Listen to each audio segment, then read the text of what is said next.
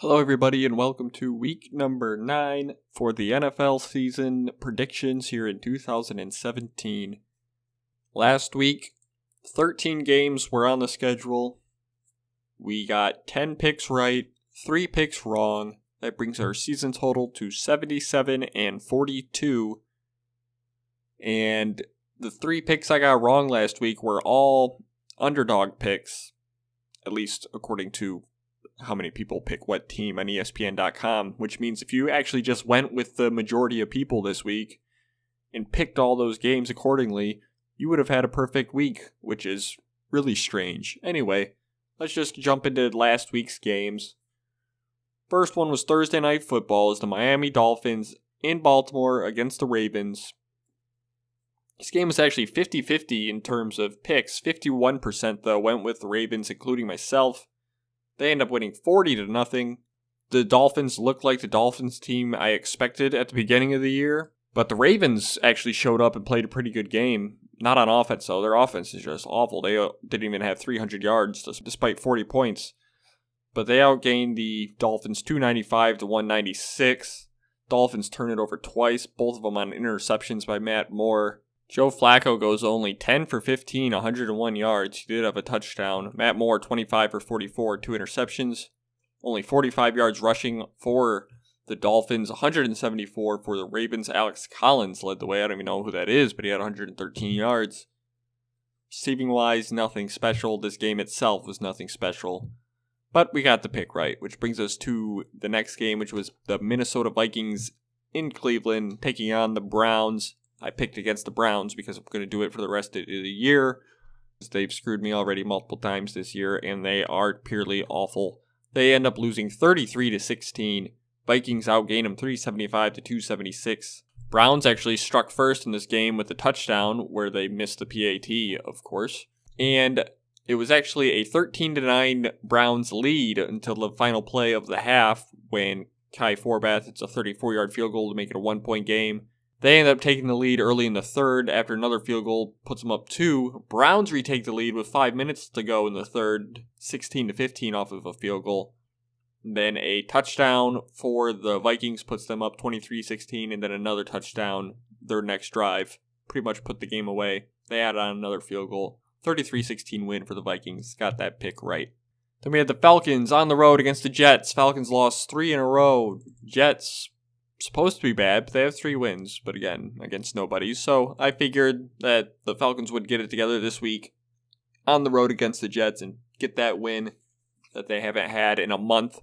And they do. They outgain the Jets 386-279. They actually turned it over twice, both of them on fumbles, so Matt Ryan didn't throw an interception for the first time in a while. This game wasn't easy. This game was 17-13 Jets at the half, and 17-16 Jets at the end of the third quarter. An early touchdown in the fourth put the Falcons up 22-17. Jets respond with a field goal to go down 2. Falcons respond with their own field goal to go up 5, and nothing else happened for the rest of the game. Matt Ryan goes 18 for 29, 254 yards, 2 touchdowns. Josh McCown goes 26 for 33, 257 yards, and 2 touchdowns. He actually had a really good game. Only 43 yards rushing for the Jets as a team. 140 for the Falcons, led by Tevin Coleman's 82. And Robbie Anderson for the New York Jets, 6 catches, 104 yards, and a touchdown. But more importantly, in regards to this video, we got the pick right. Which brings us to the Oakland Raiders on the road against the Buffalo Bills. This was kind of a 50-50 game. Only 55% of people went with the Bills, including myself. 1 p.m. game on the East Coast. Bills are looking pretty good. It was a cold weekend, I believe.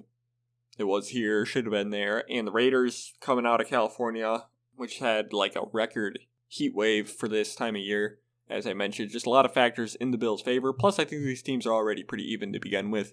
And the Bills end up winning 34-14. Raiders actually outgained them 367-331, but they had 4 turnovers, 2 interceptions, and 2 fumbles. A big difference in this game. But the Bills took care of business. They ended up winning by 20.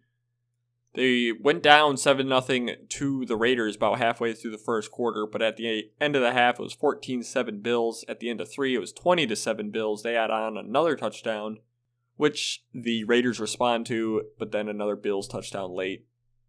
if it wasn't obvious already, obviously ends the game. Derek Carr goes 31 for 49, 313 yards, 1 touchdown, 2 interceptions. He's just been very inconsistent. Tyrod Taylor for the Bills goes 20 for 27, 165 yards and a touchdown.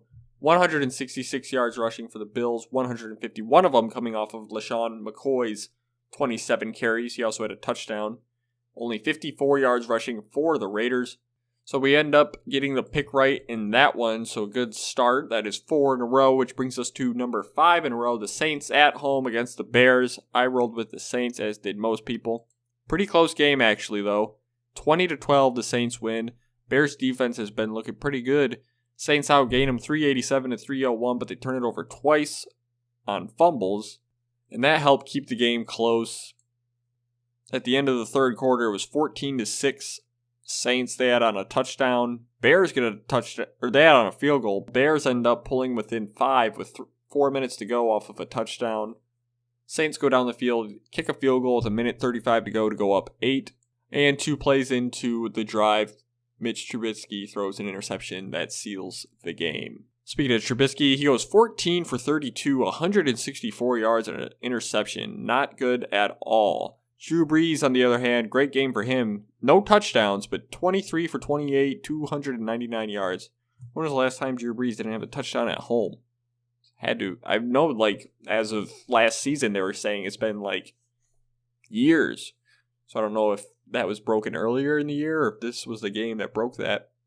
Anyway, Saints had 101 yards rushing as a team. The Bears had 157. Jordan Howard, 102 on 23 carries. Trey McBride for the Bears, 3 catches, 92 yards. But at the end of the day, the Saints get it done at home. They pick up the win. We get the pick right. Saints are now 5-2.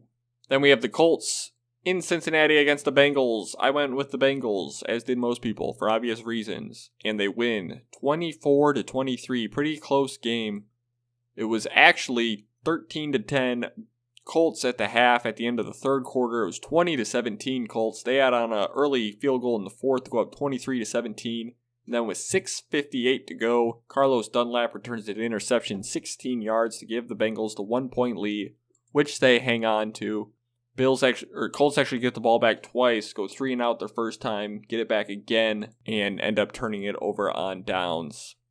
Colts actually outgained the Bengals 331 to 276. Bengals turn it over twice, both on fumbles. Colts turn it over once. Jacoby Brissett goes 25 for 39, 233 yards, 2 touchdowns and an interception. Andy Dalton goes 17 for 29, 243 yards, 2 touchdowns. Only 58 yards rushing for the Bengals. Their offensive line is awful. The Colts, on the other hand, get 115 yards rushing, 82 from Frank Gore. Jack Doyle for the Colts, 12 catches, 121 yards, and a touchdown. Joe Mixon didn't do a lot on the ground, only 18 yards on 11 carries, but he had 91 yards receiving on 3 catches, along a 63. No touchdowns, though. He did fumble as well. So we got the pick right there, which brings us to the Chargers on the road against the Patriots. I went with the Patriots, much better team, at home, West Coast, 1 p.m. Eastern. Yeah, they actually end up only winning by 5. It was 18-13. So once again, the Chargers are in a game to the end. Chargers were actually up 7-0 at the end of the first quarter, but at the end of the third quarter, it was 18-7. Patriots, that was pretty much all she wrote. But the Chargers get a touchdown with 8:30 to go down 5, and then just did nothing else.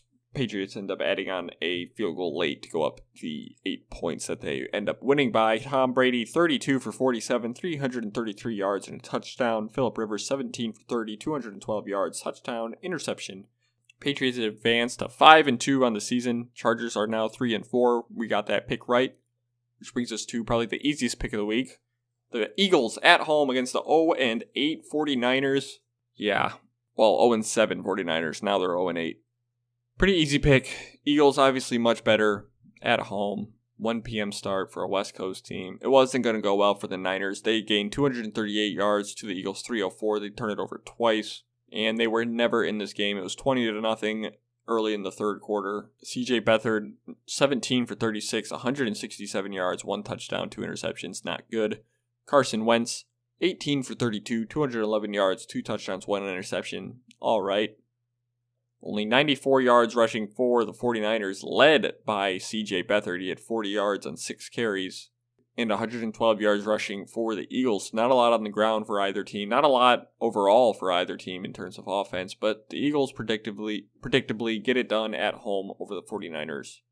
Then we had the Buccaneers at home against the Panthers. I got this pick wrong. My first pick wrong of the week. I went out on a limb and I took the Buccaneers at home to pull off the upset. They outgained the Panthers 279 to 254. But they turned it over 3 times. 1 interception, 2 interceptions, 1 fumble. So the interceptions certainly did the Buccaneers in. They were down 10-0 at the half. They had on a field goal in the third, and the Panthers put it away with a touchdown in the fourth. Pretty boring game, actually. Jameis Winston goes 21 for 38, 210 yards, 2 interceptions. Not good at all. Cam Newton, 18 for 32, 154 yards, 1 touchdown, 1 interception.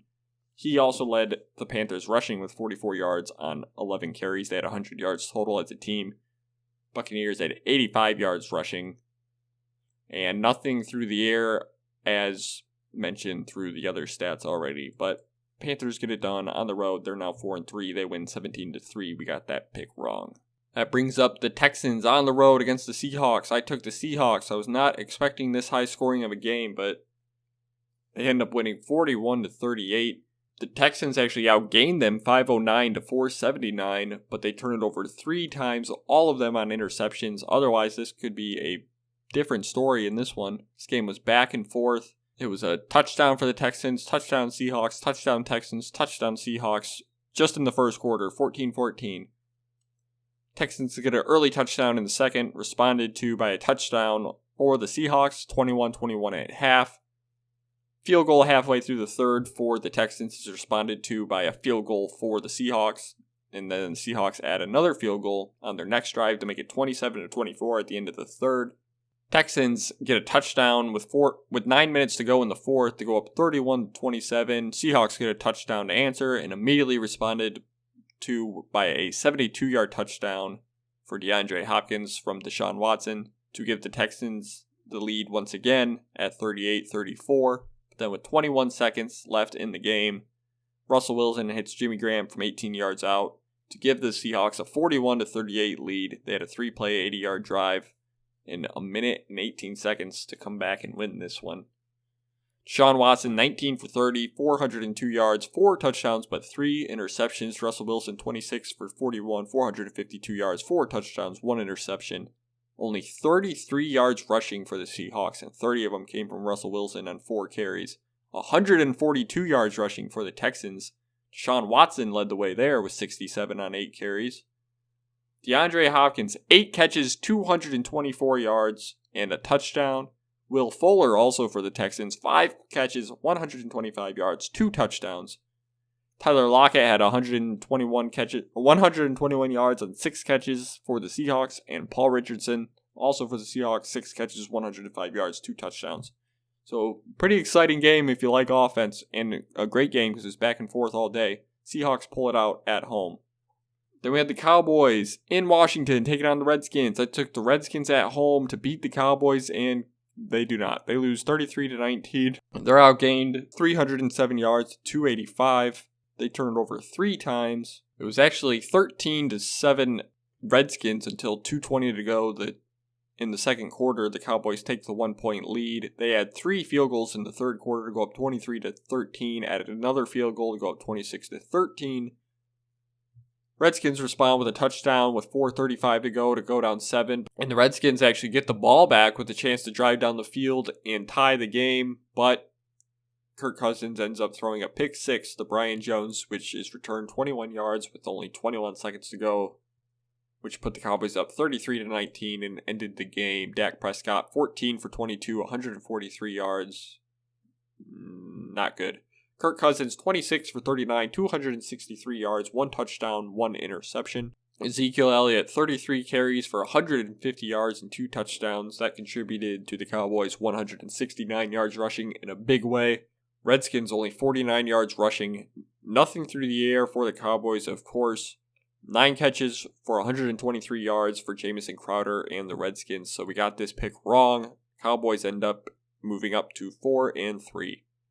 Next was Sunday Night Football, Steelers at the Lions. I'm not even talking about it. Lions make me sick. Lions are, as always, the same old Lions, and will probably end the season 6-10. Fuck them. Then we got the Kansas City Chiefs at home, Monday Night Football against the Denver Broncos. I rolled with the Chiefs, as did most people, and the Chiefs pull it out 29-19. They actually get outgained by the Broncos 364-276. That's a substantial difference in yardage, almost 100 yards. Broncos also had 23 first downs to the Chiefs 16. But 5 Bronco turnovers to the Chiefs 2. Not good. 3 interceptions, 2 fumbles. This was a 17-3 lead for the Chiefs at halftime. 20-6 near the end of the third. Broncos touchdown makes it 20-13. Somehow they were in this thing, but then 3 straight field goals for the Chiefs left the Broncos with a 29-13 deficit with 4:41 to go. They end up getting a touchdown, but that would be all. Trevor Siemian, 19 for 36, 198 yards, 1 touchdown, 3 interceptions, not good. 177 yards rushing for the Broncos. Alex Smith, 14 for 31, 202 yards, 1 touchdown. Kareem Hunt, 22 carries, 46 yards for the Chiefs, only 79 yards rushing for the Chiefs. C.J. Anderson led the way for the Broncos, 78 yards on 15 carries. Travis Kelce, though, had a big game, 7 catches, 133 yards, and a touchdown for the Chiefs. And we got that pick right, which closed out the week, as I mentioned, at 10-3, and puts our season total after halfway through the season now to 77-42. Pretty good. We can do better. And we're going to do better starting this week. The first game, Thursday Night Football, is the Buffalo Bills on the road against the New York Jets. Now this one, I'm a little iffy on. Jets 3-5, Bills 5-2. Jets haven't beat anybody good. Bills have looked pretty good. On the road, though, primetime game, and you just expect the Bills to bill, right? So the Bills could certainly lose this game, and it wouldn't surprise me at all. In fact, I'd put this game at about 50-50. But I'm going to give the Bills some faith here. I'm going to roll with the Bills on the road to beat the Jets. And then to Sunday, we got the Falcons on the road against the Panthers. Big NFC South matchup here. And a tough one, really. Panthers have been playing pretty good. They're still pretty inconsistent, but the Falcons had lost 3 games in a row before last week, and now they're on the road against the divisional opponent in the Panthers. Will they be able to get it done on the road against that Panthers defense? I think they do, so I'm taking the Falcons to beat the Panthers on the road. And then we have the Bengals on the road against the Jaguars. Huge favorite in terms of people on ESPN.com picking are the Jaguars. Looks like 85% of people are rolling with the Jaguars. Now, maybe the streak is broken. Jaguars win, lose, win, lose, win, lose. That's what I'm basing the rest of my picks on because that's been the pattern all year. But they had a bye week last week. So does that break up the... Does that mean they win this week because last week would have been a loss, but since they were on bye, they just win 2 in a row? I don't know. But I think I'm going to go with what has been tested and true. It is the Jaguars winning and losing every other game. So give me the Bengals on the road to beat the Jaguars. Then we got the Eagles at home against the Broncos. Eagles 7-1, Broncos 3-4. Eagles look very good. They're at home. Broncos don't look that good. Pretty easy pick for me here. I'm going with the Eagles over the Broncos. Then we got the 4-4 Ravens against the 4-3 Titans in Tennessee. Ravens coming off of a good game. Titans coming off of a bye week. I like teams coming off of bye weeks, especially when their opponent's not very good overall. So give me the Titans at home over the Ravens. Then, easy pick on paper. Texans look like they're getting it together on both offense and defense, which is a good sign, especially when you're at home against a team like the Indianapolis Colts coming in at 2-6. Looks like 98% of people, at least, are going with the Texans, and I, of course, am right with them. Texans will beat the Colts at home. Then I'm going with another heavy underdog, at least, again, in terms of who's picking who on ESPN.com. It's the Giants at 1-6 at home against the 5-2 Rams. So I'm going with the Giants. Why? Well, look, Giants defense has still been pretty good. They're at home. It's going to be cold. It's a 1 p.m. game on the East Coast for a West Coast team. which again is experiencing some pretty hot weather. So the Rams, who, they're 5-2, but I don't think they are some championship contender team. So you get a team like that going on the road, West Coast team to East Coast, almost playing in like a 50-degree, if not 60-degree drop in temperature from what they've been experiencing the last, what they're accustomed to living in Los Angeles. I think the Giants come out and surprise the Rams. So I'm going with the Giants at home to get their second win of the season over the Los Angeles Rams. And it looks like I'd guess 85 to 90% of people are going with the Rams. So they'll be disappointed. Giants are going to win. Then we got the Saints at home, 5-2 against the Buccaneers, 2-5 NFC South matchup. Saints have been looking pretty good the last few weeks. Buccaneers have not looked good this year, despite being very overrated coming into the year. Saints at home, easy pick over the Bucs. Then we got the 3-4 Arizona Cardinals in San Francisco against the 0-8 49ers. Pretty easy pick on paper, but 49ers are at home. Cardinals aren't a great team. 49ers are obviously desperate. I think this could be a very good chance for the 49ers to pick up their first win of the year. And by very good, I mean like 35 to 40%, which is probably the best chance the 49ers will ever get at a win. So they could very likely pull it out, but I still think the Cardinals most likely do, so I'm going with the Cardinals to beat the Niners on the road. And then we got the Redskins in Seattle against the Seahawks. Pretty good game on paper, and I'd be debating it more if it weren't for the Redskins' performance last week, and the Seahawks looking pretty good the last few weeks. Plus, they're at home, so give me the Seahawks over the Redskins. Then we have a really interesting AFC-NFC game. It is the Kansas City Chiefs on the road against the Dallas Cowboys. Most people rolling with the Chiefs, and I can see why. It looks like Ezekiel Elliott, and I don't even know what's going on. Will he play? Will he not? I don't know. I don't care. Just fucking take your suspension, bro. So I don't know. Their NFLPA is appealing. Like, who fucking cares anymore? Either way, whether he plays or not, give me the Chiefs on the road over the Cowboys. Then we got a disgusting Sunday night football game. It's the Raiders on the road against the Dolphins. The Raiders are very inconsistent, but the Dolphins don't look like they should be any good. They are 4-3, but now Matt Moore is the quarterback. They are at home, primetime Sunday night football. Blah, blah, blah. Give me the Raiders over the Dolphins. Then Monday Night Football. I didn't even know this game was on Monday night. It's the Lions on the road against the Packers. Most people going with the Lions because they're not Lions fans and they don't know what is about to happen. So, Father, please forgive them. They know not what they do. The Detroit Lions, 3-4 after starting 3-1. Same old Lions. On the road against the Green Bay Packers. Yes, Brett fucking Hundley is their quarterback. I understand. But Packers had a bye week. They're at home. The Lions have won in Green Bay exactly one time in my entire life. And I'm halfway to fucking 50 years old. And they play there every year. If you didn't know. NFC North division matchup. So, in Green Bay, Monday Night Football, Packers coming off of a bye. Lions don't win in Lambeau. They lost to Matt fucking Flynn in 2011 when the Lions were pretty good in Lambeau.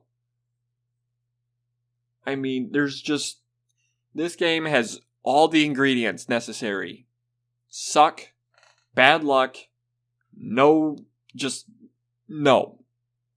All the ingredients are on the table for a same old Lions loss, just like last week when they outplayed the Steelers up and down the fucking field, just couldn't get in the goddamn end zone, and Jim Caldwell's an idiot and doesn't take a field goal in the third quarter to go up 1 point. Sorry.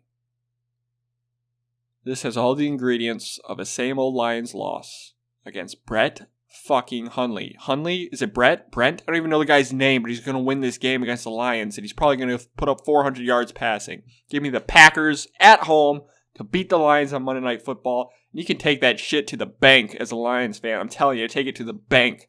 There's no way Lions win this game. No way. They're pathetic. Not going to happen. Brett Hundley, put him on your FanDuel team. He probably cost $1 or whatever it is.